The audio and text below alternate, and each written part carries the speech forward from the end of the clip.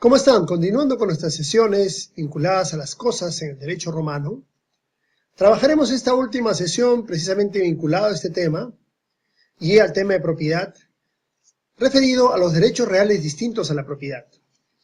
Hablaremos acerca del uso, derecho real, que también es parte del derecho de propiedad, pero que puede identificarse, puede darse autonomía plenamente, ¿no? Mediante el uso se otorga la posibilidad de servirse de un bien para el provecho personal, individual, por ejemplo, consumiéndolo, ¿no es cierto? Y el usufructo, que consiste en el derecho al uso y disfrute del bien, en provecho propio o ajeno, pudiendo disponer de los frutos para consumirlos, venderlos o regalarlos. Es el caso, por ejemplo, de un terreno que se me entregue en uso, pero no disfrute de los frutos, vale la reiteración, que se obtiene de ese terreno. Por ejemplo, si es un terreno de cultivo, o los árboles que se encuentran en ese terreno. O por ejemplo una carreta que se me entrega en uso, más no disfrutar del producto, por ejemplo, de la carga o del arrendamiento de ese bien. O de un animal que se me entregue en uso, más no, por ejemplo, aprovecharme de él, que serían ya los frutos.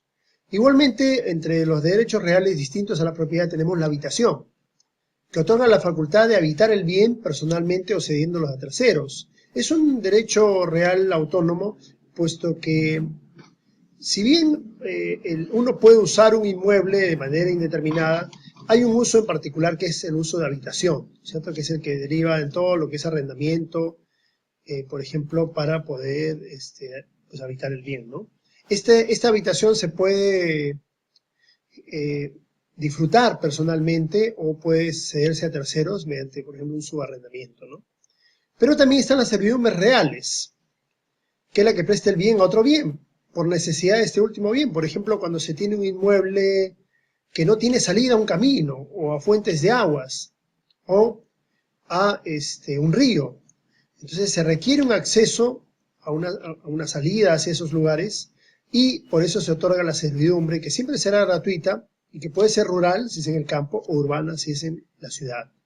Estos son derechos reales distintos a la propiedad, reconocidos por el derecho romano.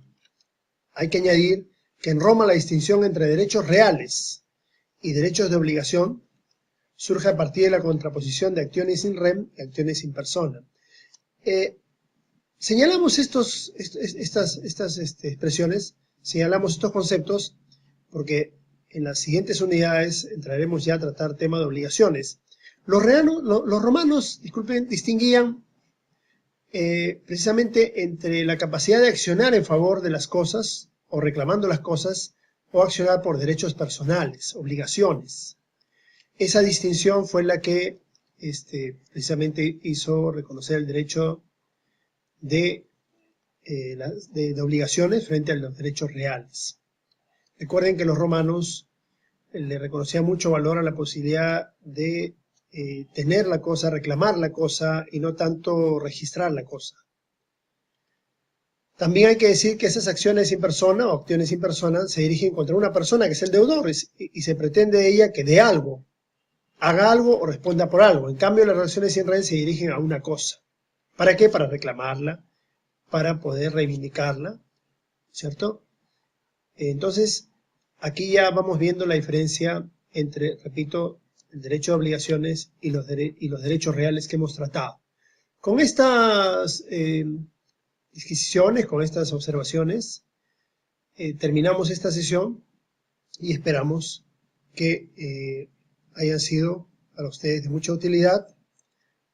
Les agradezco y les recuerdo siempre estudiar, leer los materiales, estar atentos a los mensajes, al PPT, y los espero en la sesión presencial donde trabajaremos ya temas prácticos. Muchas gracias.